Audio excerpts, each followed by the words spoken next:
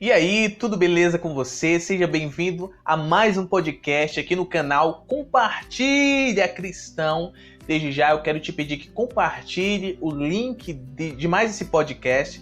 Clica aí no like, ok? Se inscreve no canal se você não é inscrito. Se você não me conhece, meu nome é Matheus Oliveira Pontes e junto com o Senhor Espírito Santo sou idealizador. Nós somos, na verdade, idealizadores deste canal. Um canal que tem por objetivo ser um canal de bênçãos na sua vida e de toda a sua família. Então nos ajude a promover este canal, a levar essa mensagem a muitos e muitos ouvidos no nome de Jesus. Amém? Que Deus abençoe tua vida, tua casa, os teus negócios, os teus sonhos. E que todos eles venham se cumprir no tempo de Deus e conforme a vontade dele. Amém? Gente, você viu esse tema, né? Polêmico, certo? Eu quero deixar registrado, antes de prosseguir, que não tenho nada contra a Igreja Católica, ok? Não tenho nada contra o Papa. Respeito todas as pessoas. Este tema polêmico foi somente para chamar a sua atenção, ok? Para um assunto, para um comportamento, uma mentalidade que tem paralisado, anestesiado a Igreja de Jesus Cristo no Brasil e digo mais, no mundo.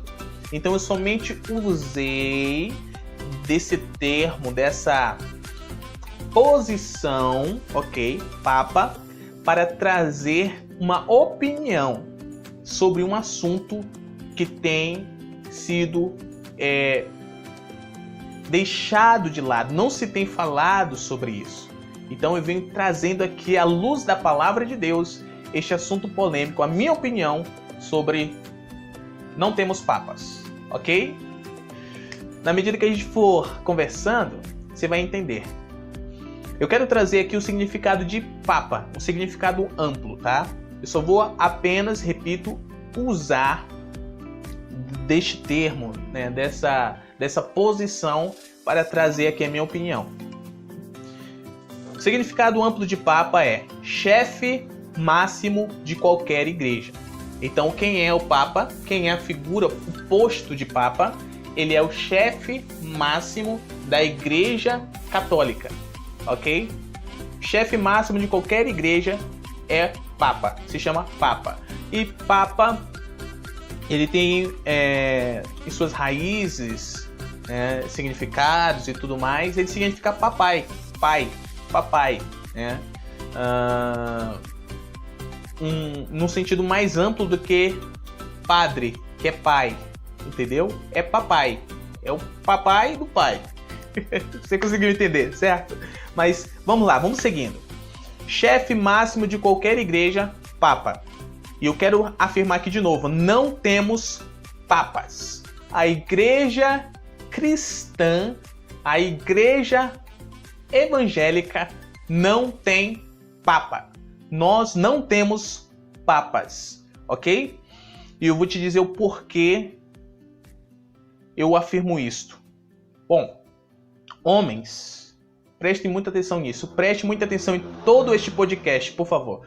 Homens têm assumido o papel de chefe máximo da Igreja de Jesus Cristo. Homens têm assumido o papel de chefe máximo da Igreja de Jesus Cristo. E isto tem sido prejudicial. E repito, prejudicial. E eu irei lhe mostrar hoje o porquê. Primeiro, já existe um chefe máximo na Igreja de Jesus. Colossenses 1,18. Gente, esse compartilha opinião vai ser um pouco pesado. Então, se você não tem estômago, por favor, eu te peço com todo carinho e amor, assista outro podcast, tá bom? Porque vai estar um pouco pesado. Então, precisa ter estômago para digerir isso. Já existe um chefe máximo na Igreja de Jesus. Colossenses 1,18. Olha o que a palavra de Deus diz. Ele, Jesus, é a cabeça do corpo, que é a igreja. Ele é o princípio, o primogênito dentre os mortos, para quem tudo tenha preeminência, já que foi do agrado do Pai que nele habitasse toda a plenitude. Ok? Efésios 1:22. Volta um pouquinho. Efésios 1, 22.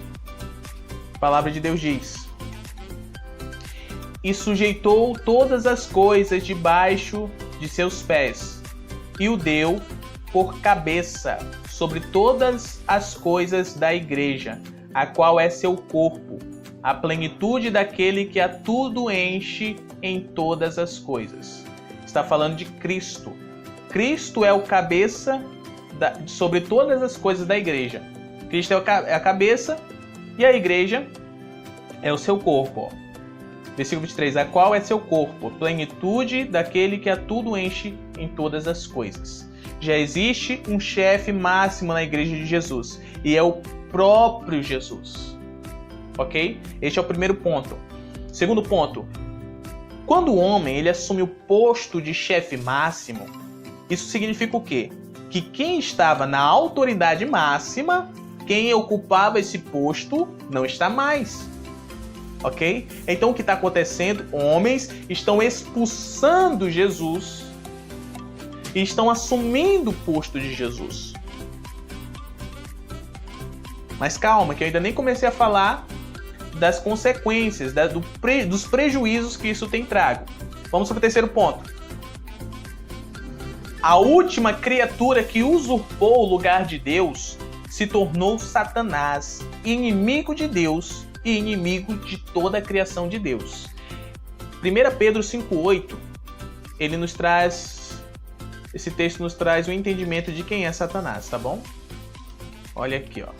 1 Pedro, capítulo 5, versículo 8, diz assim: sejam sóbrios e vigiai, ou vigilantes, porque vosso adversário, o diabo, como leão rugindo, anda ao redor buscando alguém para devorar.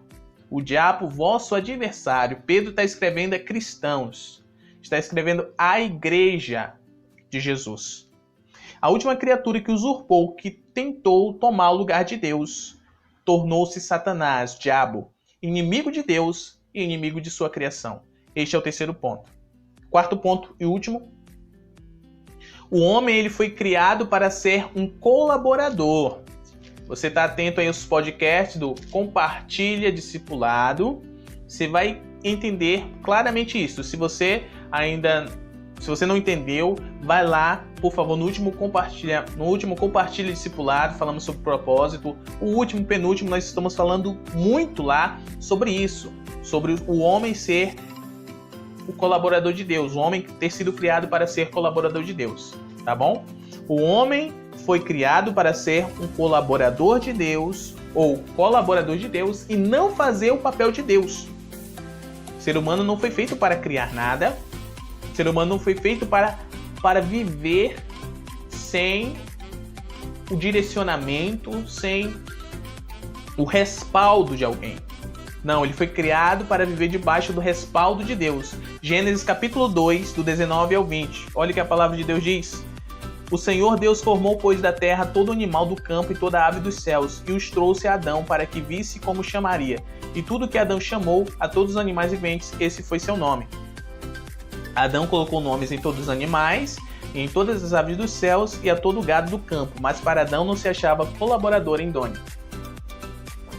Vemos claramente aqui que Deus foi quem formou da terra todo animal do campo, toda ave dos céus e levou a Adão.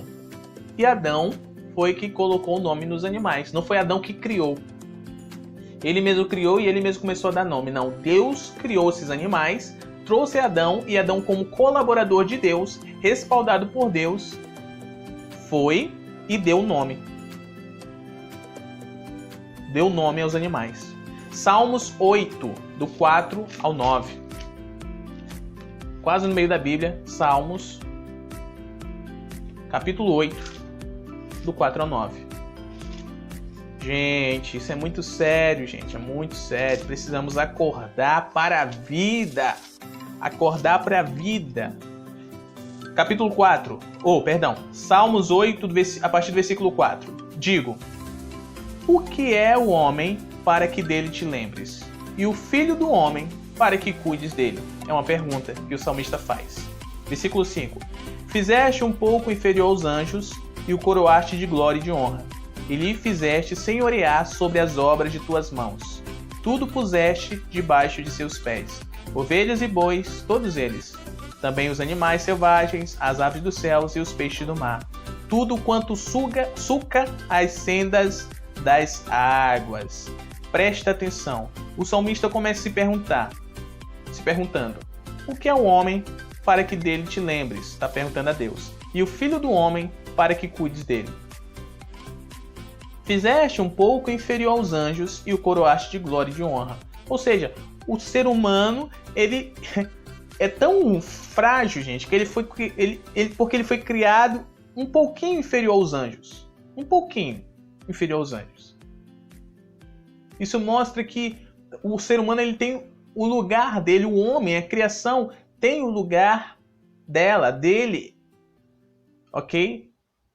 Mas mesmo tendo sido feito um pouco inferior aos anjos, Deus coroou a ele, deu glória a ele, deu honra a ele, colocou ele por autoridade, mas debaixo da autoridade dele, porque não existe autoridade que não esteja debaixo de uma autoridade. O homem só é autoridade se Deus estiver sobre a vida dele por autoridade. Ele está respaldado. Quer um exemplo claro? O soldado da polícia militar. Ele está respaldado quando ele está nas ruas. Está respaldado pelo quê? Pelo delegado. Pelo chefe da guarnição.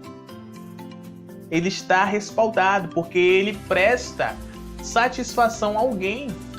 Entendeu? Então ele sai às ruas com autoridade. Por quê? Porque ele está debaixo de uma autoridade que o respalda. Mas se ele saísse à toa, não tivesse uma autoridade, ele poderia querer exercer aquilo que ele exerce, mas ia dar problema para ele. Ele não teria autoridade para fazer aquilo. Por mais que ele fizesse, iria ser barrado, iria ser reprovado. Entendeu? E aqui, ó, fizeste um pouco inferior aos anjos e o coroaste de glória e de honra, e lhe fizeste senhorear sobre as obras de tuas mãos. Tudo puseste debaixo de seus pés. Foi Deus que colocou tudo, a criação toda, inteira, debaixo dos pés do homem, de Adão, da humanidade, descendentes dele. Aí fala, ovelhas e bois, todos eles, também os animais selvagens, aves dos céus e os peixes do mar, tudo quanto suca a senda das águas. Não está escrito aqui, ó, tudo puseste debaixo de seus pés, ovelhas e bois, o outro ser humano. Não está escrito nada disso, ok? Deus sujeitou debaixo dos pés dos homens a criação, animais, aves, todos os tipos de animais, mas jamais outro ser humano. Mas o que tem acontecido? Homens têm se achado donos de outros homens, ok? Donos. E já possuímos um dono. Aquele que está em Cristo possui um dono, um chefe máximo. E este é Jesus Cristo. Então tudo isso, todos esses 4 pontos que eu te trouxe são princípios. E é um princípio, este é um princípio. Deus, Ele é o Criador.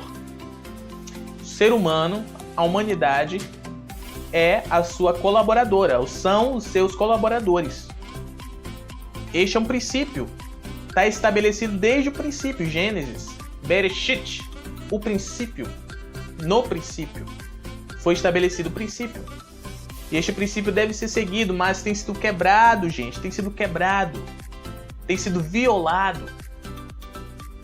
Homens têm se achado papas, eles não têm assumido esse título, né, porque este título está, já foi aderido há muitos anos pela Igreja Católica. Enfim, é uma outra história. Mas a Igreja Cristã Evangélica, a Igreja de Cristo, tem sido tomada por homens. Tem sido tomada por homens. A palavra de Deus, ela usa em Efésios.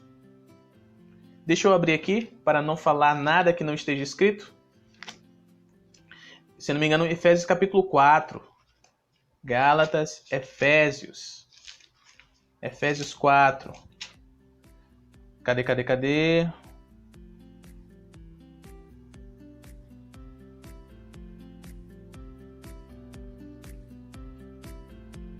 Deixa eu só tentar identificar aqui. Não, é Efésios 5, gente, perdão. Diz assim, ó. As casadas, a partir do 22, tá? As casadas sejam submissas aos próprios maridos como ao Senhor. Preste atenção nesse versículo. Porque o marido é o cabeça da mulher, assim como Cristo é o cabeça da igreja, a qual é seu corpo e ele é seu Salvador. Assim como a igreja está sujeita a Cristo, assim também as casadas sejam em tudo submissas a seus maridos. Maridos, amai vossas mulheres, assim como Cristo amou a igreja e a si mesmo se entregou por ela, para que a santificasse, tendo-a purificado com a lavagem da água pela palavra, a fim de que ele a apresentasse a si mesmo como uma igreja gloriosa, que não tenha mancha, nem ruga, nem coisa semelhante, porém, que seja santa e sem mancha. Vou parar por aqui. Então, Paulo, o apóstolo Paulo, está escrevendo algumas orientações acerca de casamento, acerca de relacionamento entre marido e mulher. Ele traz essa analogia, né, comparando a igreja como uma mulher e Cristo como um homem. O marido é o cabeça da mulher, assim como Cristo é o cabeça da igreja, a qual é seu corpo, e ele é seu Salvador. Então, Paulo traz essa analogia para trazer este princípio, estas ordenanças, estes conselhos sobre casamento. Então, nesta figura, a igreja é uma mulher, ok? E Cristo é um homem. A igreja é a noiva e Cristo é o noivo, certo? E olha o que está acontecendo. Homens estão tomando a noiva de Cristo para si. Homens que foram nomeados para ajudar no crescimento do corpo de Cristo, no desenvolvimento da noiva. Eu vou trazer para analogia, tá? Ajudar no crescimento da noiva, crescimento físico, crescimento intelectual, crescimento em conhecimento, em cuidar, em proteger, homens que foram nomeados para proteger a noiva, entendeu? Para livrar a noiva, para cuidar realmente dela, para quando o noivo voltar ele possa recebê-la pura, incontaminada, entendeu? Linda, adornada. Eles estão fazendo o quê? Estão roubando, tomando, usurpando a noiva de Cristo para eles mesmos. Isso é uma analogia para relatar algo que está acontecendo.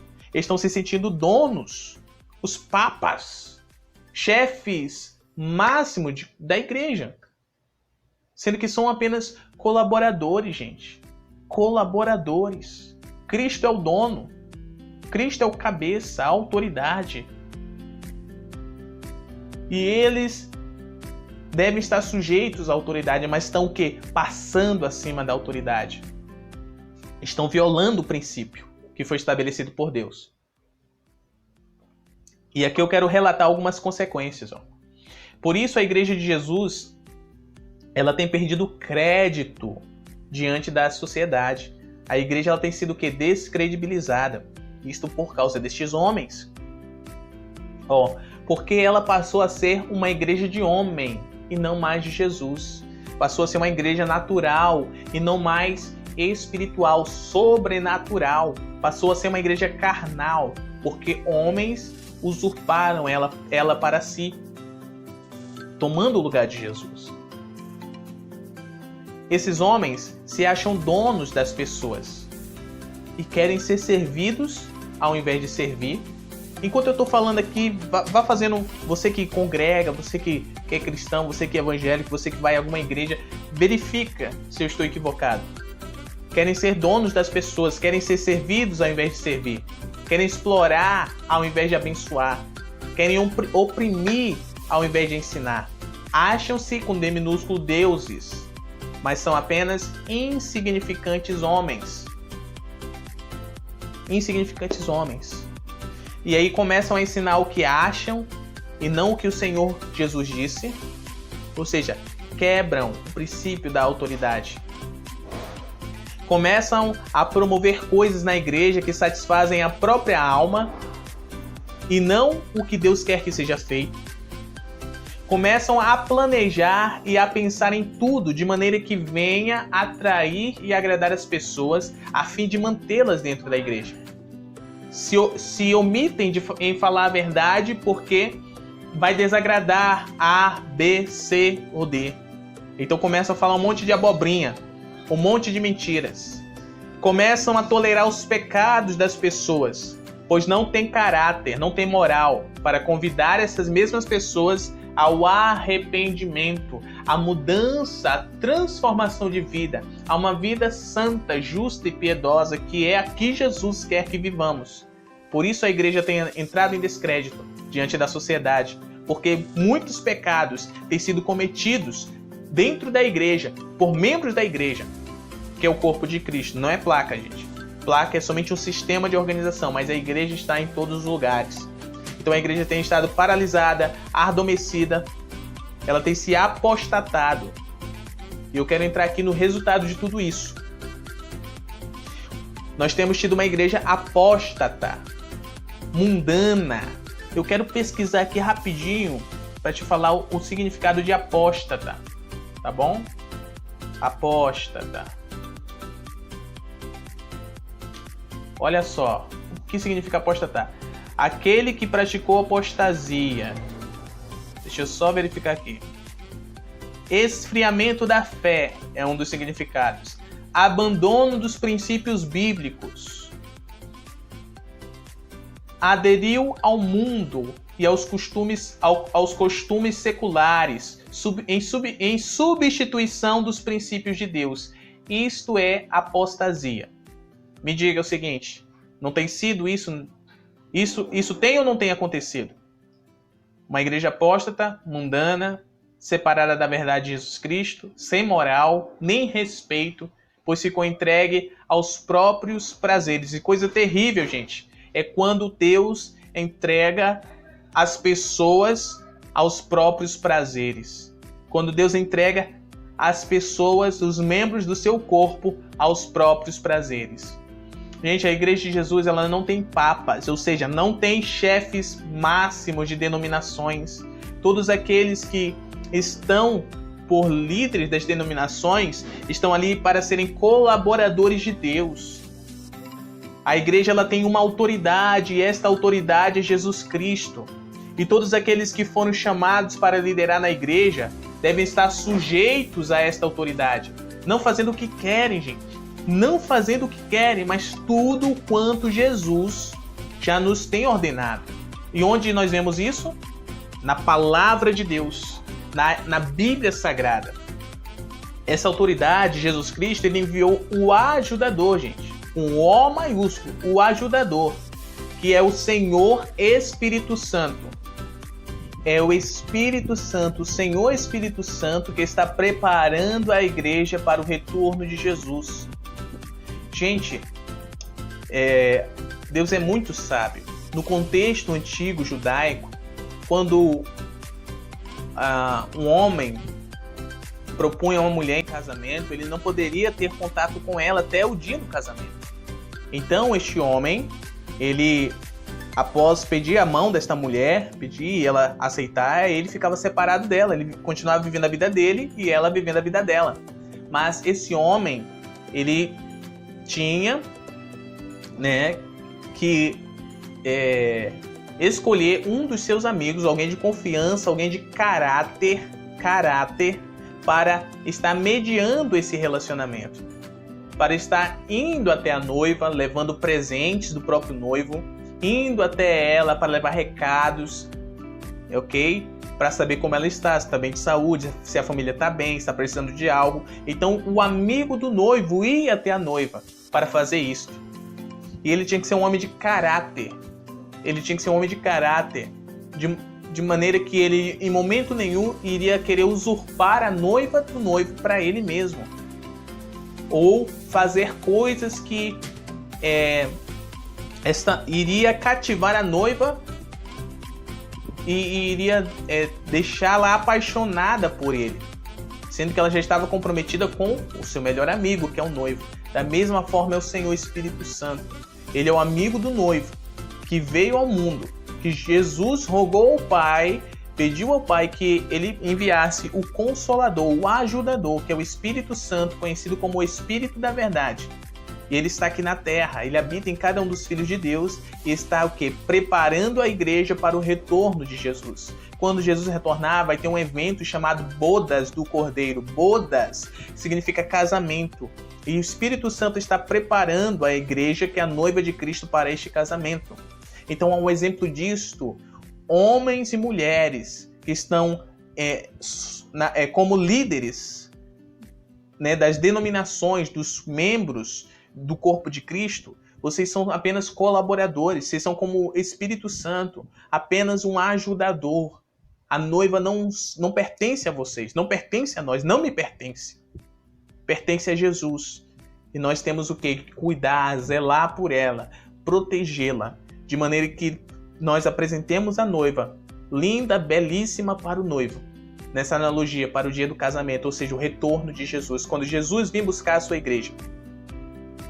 Nós, entendendo isso, que o Espírito Santo é o amigo do noivo, devemos nos submeter a ele, obedecendo a tudo o que ele diz. A palavra de Deus diz: quem tem ouvidos, ouça o que o Espírito diz às igrejas. Ok?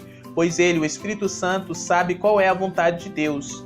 Romanos 8 diz que nós não sabemos orar como convém, mas o Espírito ele nos ajuda, intercedendo por nós, nos ajuda em nossas fraquezas.